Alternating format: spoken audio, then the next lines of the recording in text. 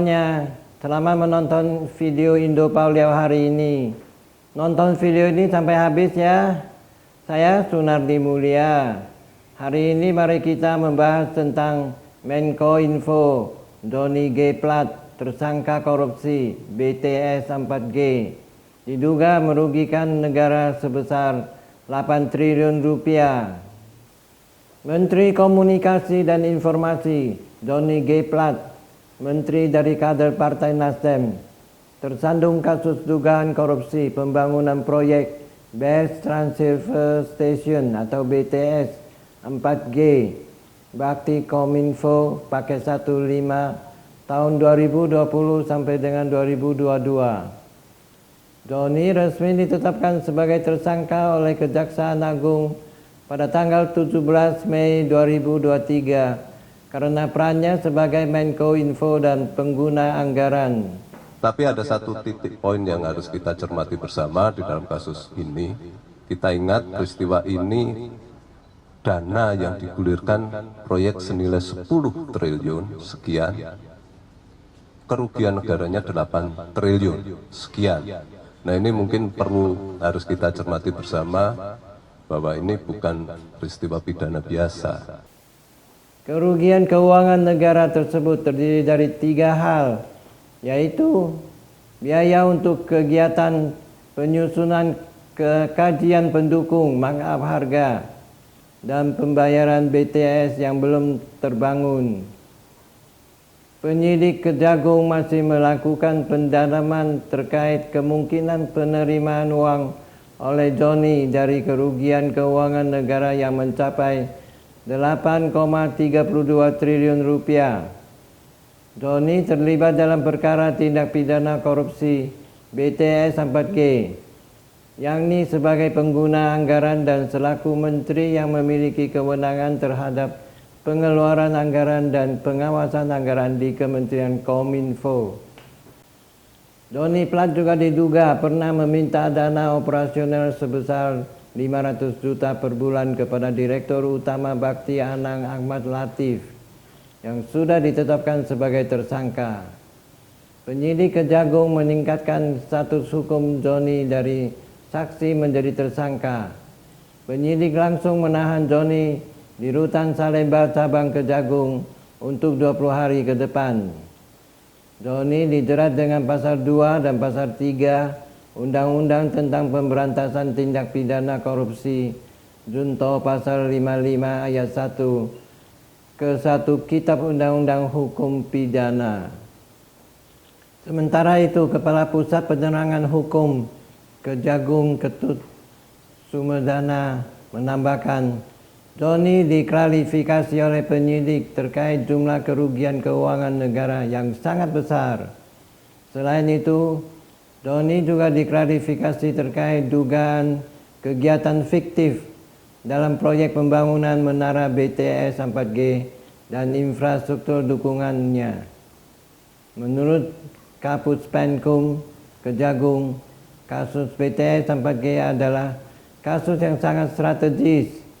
Ini adalah proyek yang diperuntukkan bagi orang banyak, bagi wilayah terluar, terpencil, dan terdepan, sehingga ini sangat dibutuhkan masyarakat. Badan Pengawas Keuangan dan Pembangunan (BPKP) telah menyerahkan hasil perhitungan kerugian negara dalam kasus tersebut kepada penyidik Kejagung, yakni 8,32 triliun. Jumlah tersebut jauh lebih tinggi dibandingkan dengan perkiraan penyidik, yakni sekitar 1 triliun. Beberapa hari sebelum Johnny ditetapkan sebagai tersangka, berbagai spekulasi muncul. Salah satunya menggaitkan proses hukum terhadap Johnny Plat dengan dukungan Nasdem terhadap mantan Gubernur DKI Jakarta Anies Baswedan sebagai calon presiden. Menanggapi ditetapkannya Johnny Plat sebagai tersangka, Ketua Umum Nasdem Surya Paloh di kantor DPP Partai Nasdem Jakarta hari Rabu tanggal 17 Mei 2023 mengatakan, semoga saja godaan-godaan yang mengatakan pada saya ini tidak terlepas daripada intervensi politik. Tidak benar. Ini tidak terlepas daripada intervensi kekuasaan. Juga tidak benar.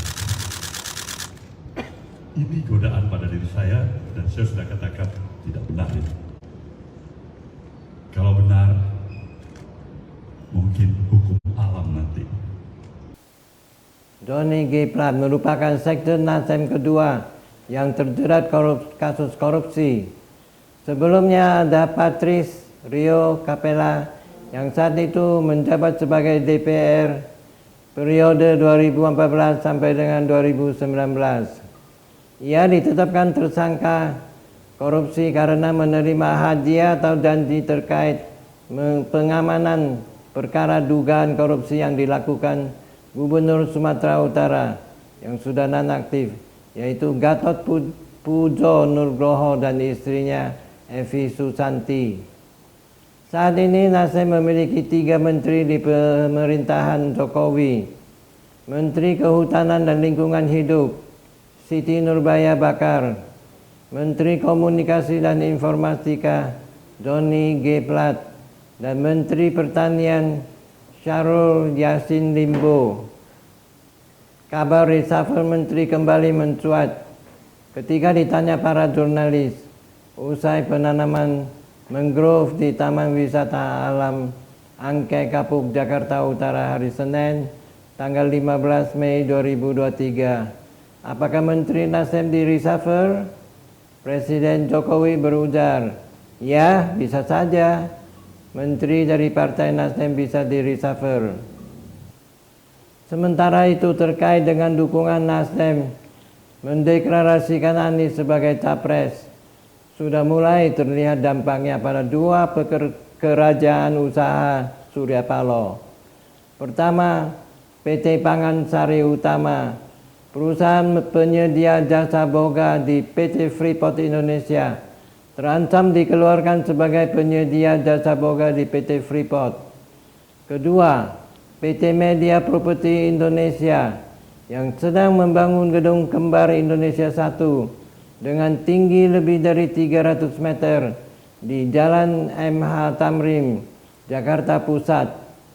PT Media Property mengambil alih saham Indonesia 1 dari perusahaan asal China, yaitu China Sonangol Media Investment pada tahun 2022. Surya Paloh membutuhkan dana 8 triliun dari bank pemerintah untuk merampungkan proyek ambisius tersebut. Tapi pihak bank batal mengusulkan kredit pada akhir tahun 2022 atau sekitar 2 bulan setelah Nasdem mendeklarasikan Anies Baswedan.